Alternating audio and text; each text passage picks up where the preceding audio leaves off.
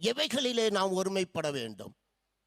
சங்கீதம் 1:1 சொல்கிறது, துன்மார்க்கனுடைய ஆலோசனையில் நடவாமல், பாவிகளுடைய வழியில் நில்லாமல், பரிகாசக்கார உட்காரும் இடத்தில் உட்காரக்கூடாது. அந்த ஒருமைப்பாடு அல்ல, ஆண்டவருக்குள்ளாக கூட்டி இணைக்கப்படுகின்ற ஆத்மீக வாழ்வு என்பதை மறந்துவிடக் கூடாது.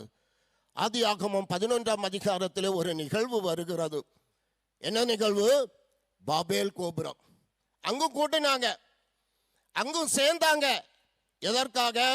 ஆதியாகமம் 11ஆம் அதிகாரம் 1ஆம் வசனம் முதல் பார்க்கின்ற போது பாபேல் கோபுரம் கட்ட மக்கள் ஒருமித்தார்கள். எதற்காக? தங்களுக்கு பேர் உண்டாக்க. தங்களுக்கு பேர் உண்டாக்க அவர்கள் கூடின போது நடந்தது என்ன? கடவுளை மறந்தார்கள். கடவுளை மறந்து இவர்கள் கூடின போது பாஷை தாறுமாறாக்கப்பட்டது. கட்டடம் கட்ட முடியல, கோபுரம் கட்ட முடியல.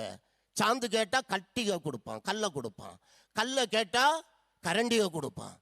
பாஷை தாறுமாறாக்கப்பட்டது. அவர்கள் பேசுவது எல்லாரும் பேசிக்கொண்டு அறிந்திருந்த மொழிதான்.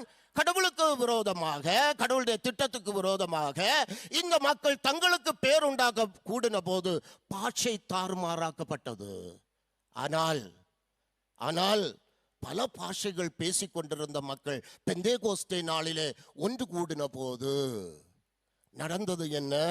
அவரவர் சொந்த பாஷையிலே அனைவரும் புரிந்து கொண்டார்கள் என்று நாம் பார்க்கிறோம். இருவேறு நிலைகளை இங்கு நாம் பார்க்கிறோம். கடவுளை மறந்து வாழ்வதன் விளைவும், கடவுளை மறந்து வாழ்வதன் விளைவு பாபேல் கோபுரம். கடவுளோடு வாழ்வதனால் ஏற்படுகின்ற நிறைவு பெந்தேகோஸ்தேயின் அனுபவம். அருமையான கர்த்தருடைய பிள்ளைகளே, நாம் எந்த கூட்டத்திலே இருக்கிறோம்? சிந்திக்க